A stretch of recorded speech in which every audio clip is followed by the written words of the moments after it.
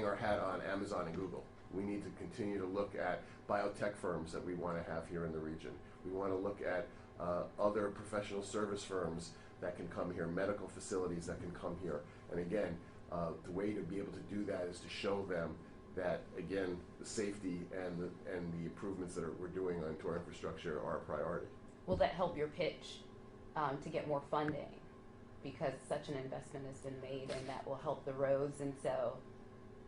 Again, I think the work that Carolyn and Tripp has done on this report, I think is so important for our legislators to really look at, study, and see what the ramifications are. The question really is, if we don't do anything, then what's the alternative? The alternative is the status quo, but more importantly, the alternative is we're going to see the dollars that are lost and the impact it's going to have on New York taxpayers. Carolyn, a question about the cost. I see the factors that are involved in the 2,800 figure.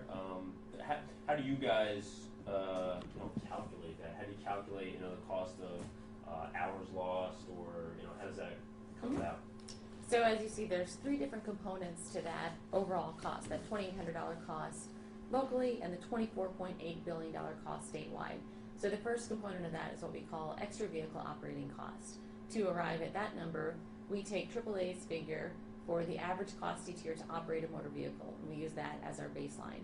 And then we have a formula where we can extrapolate based on the condition of the roads in a given area, how that baseline cost increases based on the roughness of the roads. So you've got that baseline, and then that goes up as you're hitting more potholes and as your vehicles essentially being beat up by those roads.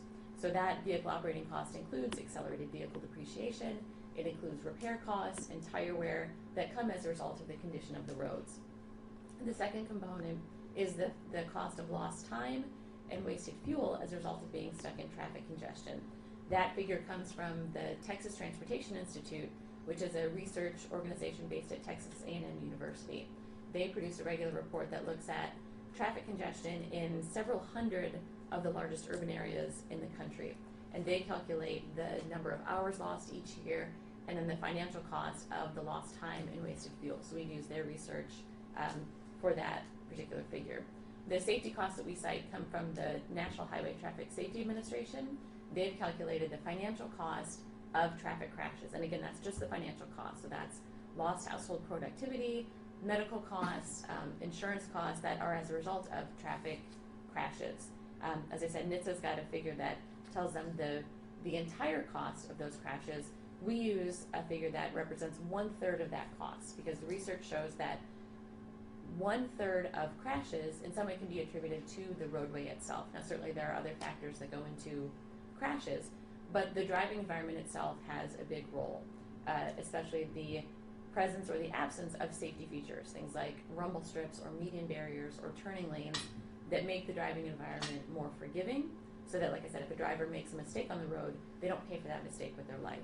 And we see a significant reduction in crashes and in fatalities when those safety features are implemented, but because of the lack of funding, we don't see them as widely as we'd like to see. You've identified the problem pretty well, and I think we're all too familiar with it, but how, this is probably one of the highest tax regions in the country, what do you propose? Where do we get the money? Well, look, I think that's where, obviously, on all levels of government, we need to have smart budgets, responsible budgets.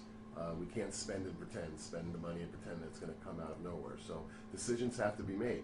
But I think when you make those type of decisions, you have to have priorities. And you have to have priorities that are going to have long-lasting effects for the state of New York. Improving our infrastructure system has to be one of those. So can it all be done in one budget? No.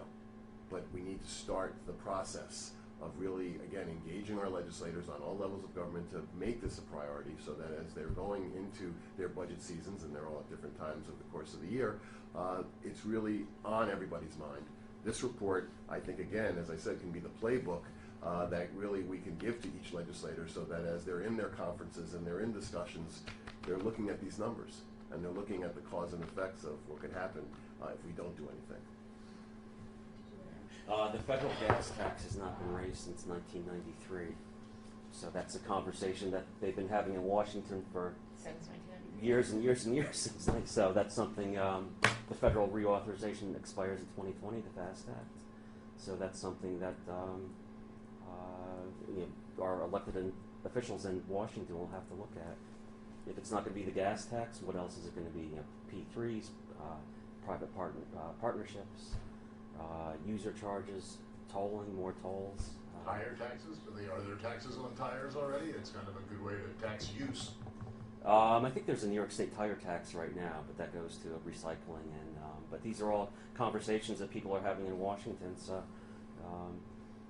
and now with our Westchester delegation in particular in a position of influence,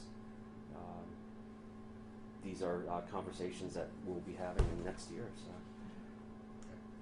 And I'll just add briefly that TRIC doesn't take position on how the state should find the additional funding. We don't make recommendations to the legislature. We don't lobby for any certain solution to this. But I think what our report points out is that it's much more cost effective to invest upfront in fixing and in maintaining the transportation system than passing these high costs along to drivers. Drivers are already spending almost $25 billion each year because the roads are in rough shape.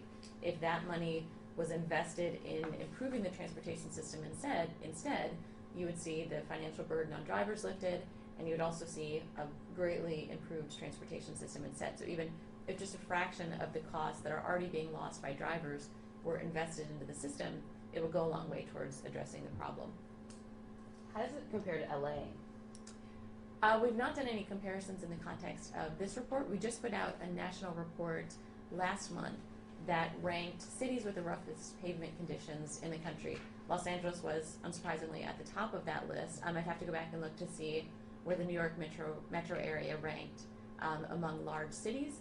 But again, and I believe that they were in the top 20. But again, it's certainly distressing to see that here in the metro area, 2/3 of pavements are in poor condition. So that means 2 out of every 3 miles that you're driving on, you're hitting potholes, you're hitting rough roads and cracks that are, in addition to beating up your vehicle, just a nuisance for drivers.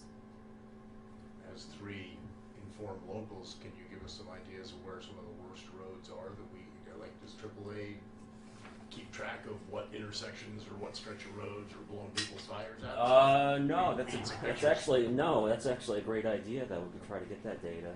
Okay.